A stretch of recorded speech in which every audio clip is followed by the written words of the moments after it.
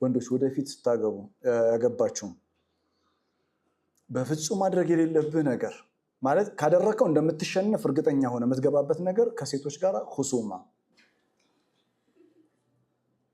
ሁሱማ ምንድነው? ክርክር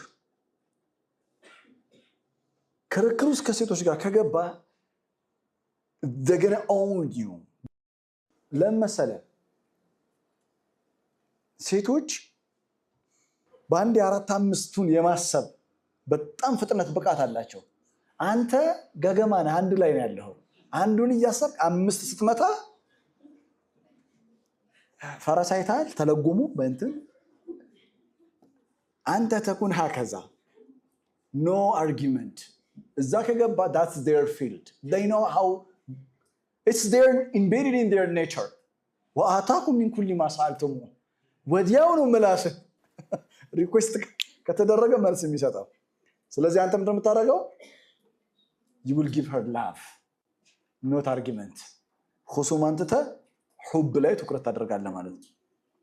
አለበለዛ welcome to the world of ሁሱማ በጣም እንትን ናቸው ሞክረው